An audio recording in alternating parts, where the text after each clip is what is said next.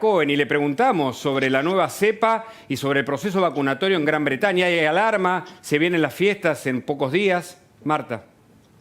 Hola, sí, bueno, discúlpame que tuve algunos No, por problemitas de favor. internet. Bueno, sí, hay alarma de parte del gobierno, hay conciencia de la gente. Recién en Escocia, que tienen muchos casos de esta cepa, han dicho que hoy ha estado bien. En Inglaterra, en esta parte de Inglaterra ha habido más de 30.000 casos.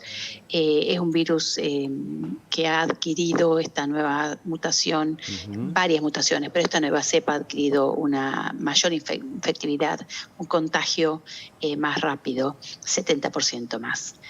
Así que bueno, es preocupante. Es preocupante, pero la vacuna es la solución, Marta. Usted estuvo en el frente de batalla y lo está, entiendo, como médica, estudiando y leyendo cada revista científica sobre la pandemia. Bueno, sí, yo siempre hablo de los 3 pilares, ¿no es cierto? Uno de los pilares es la vacuna. La vacuna no es la panacea, la vacuna no es para todos. La vacuna deja un porcentaje de población sin anticuerpos y estos van cayendo con el transcurrir de los meses, y se ha demostrado además que un porcentaje de vacunados pueden infectarse, pueden adquirir el coronavirus de una manera leve, pero pueden contagiar.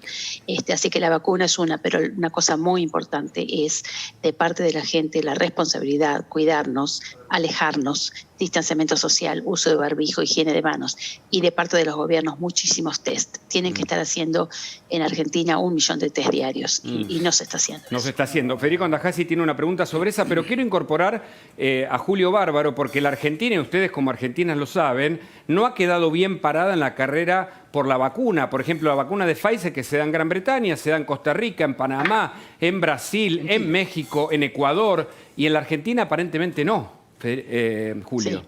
Hasta el momento no hay una explicación del poder político que nos tranquilice en relación a la vacuna, y la idea de si optamos por A, B o nos va mal, digo, uno no le queda claro si es un error del gobierno o es una coyuntura que nos vino en contra. Pero, digamos, es un espacio más de duda de la política sobre la sociedad. Federico, ¿querés preguntar a Marta? Tengo una pregunta para Marta, digamos, que mucha gente se pregunta y que es muy enigmático. Por ejemplo, China, que fue el origen de este virus, aparentemente, después de la gran explosión del virus, se detuvo. Por alguna misteriosa razón no siguió evolucionando el contagio, y a diferencia, otros países han tenido, digamos, una evolución de contagios enorme, o en África. ¿De qué depende? Digo, ¿hay algo que los chinos saben y el resto no sabe? ¿Se comporta así el virus porque sí? ¿Cuál es la lógica de esto? Mira, Federico, tu pregunta es muy interesante y la respuesta la he dado a lo largo de todos estos meses de charlas virtuales que he tenido. China cometió un gran error, que fue darse cuenta que había muchos casos de un virus nuevo, que había mucha gente enferma con infecciones respiratorias, y sin embargo no lo denunció a tiempo. Si lo hubiera denunciado a tiempo, probablemente no tendríamos esta pandemia. Pero una vez que lo supo, el genoma viral se conoció el 7 de febrero del 2020. China rápidamente desarrolló las técnicas de PCR para el diagnóstico, y en el mes de marzo-abril estaba haciendo 6,5 millones de testeos diarios. 6,5 millones de testeos diarios. La cepa L, que surgió en Wuhan, ya prácticamente dejó de existir, fue superada por otras más contagiosas. Pero no solamente es China, también Corea del Sur. Yo, cuando el gobierno dice miremos Europa, Europa es el espejo, no miremos Europa, Europa lo hizo mal. Miren a Corea del Sur, que lo hizo bien. Corea del Sur tuvo solamente 390 muertos, porque en el mes de abril ya estaba haciendo 1,5 millones de test diarios. Y por eso los 3 pilares son los testeos, la responsabilidad individual y las vacunas. Pero los testeos son importantísimas, y obviamente en China un gobierno muy particular, que la gente que estaba infectada se quedaba en la casa y no tenía manera de salir de ese aislamiento, ¿no es cierto? Es decir, fue la cuarentena compulsiva.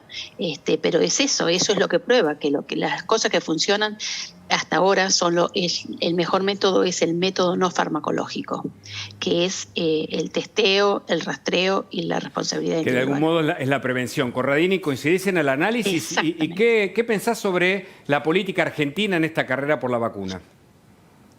Sí, coincido totalmente con el análisis. El problema con Europa, efectivamente, en un principio lo hizo mal, pero además los métodos que se utilizan en China no se pueden utilizar en las democracias occidentales. Eso es absolutamente cierto. Es decir, los franceses, yo vivo en Francia, nuestra corresponsalía está en Francia en forma permanente, y conociendo después de tantos años a los franceses, o sobre todo a los países de Europa del Sur, puedo asegurarles que es absolutamente inimaginable que un gobierno pueda imponer unas medidas de esa naturaleza, como se hizo en China, en las democracias occidentales. Y en buena hora que es así, en las pandemias efectivamente esto funciona, pero habría que pensar si la gente en las democracias quieren vivir en ese tipo de regímenes. Claro. Pero miren a Corea, miren a Corea del Sur.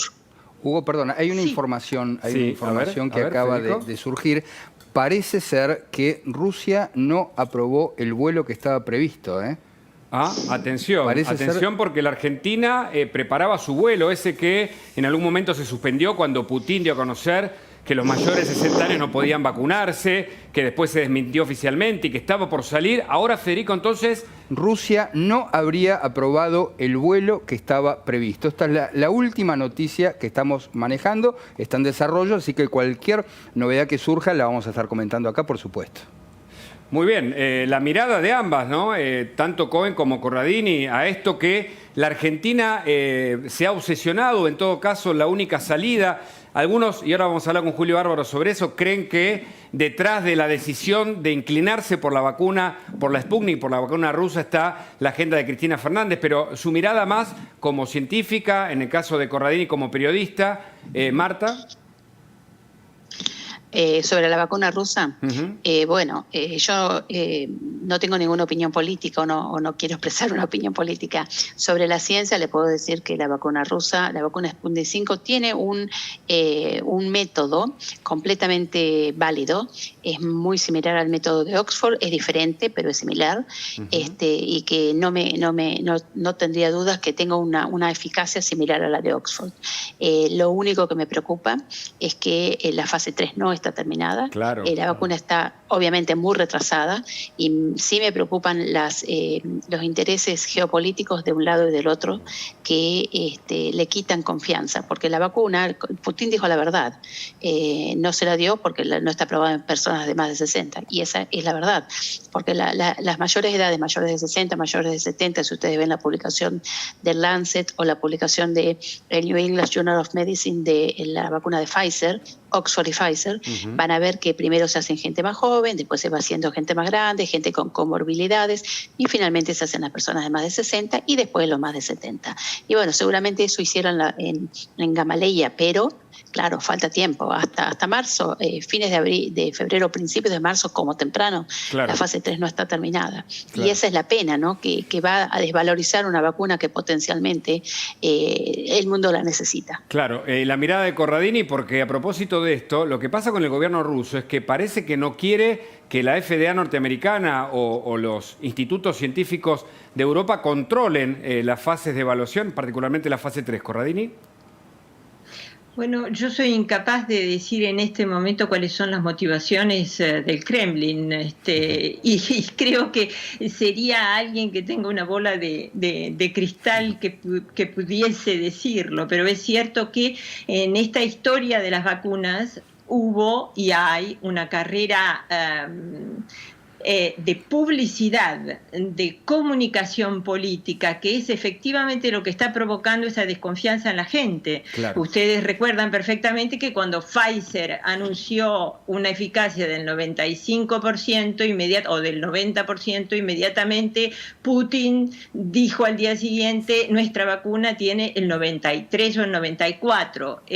Cuando Londres decidió que empezaba a vacunar, 2 días después Putin dijo, vamos a empezar a vacunar. Claro. Evidentemente acá hay una competencia comunicacional y política fundamentalmente que tiene que ver con la influencia de cada uno de estos países en el mundo.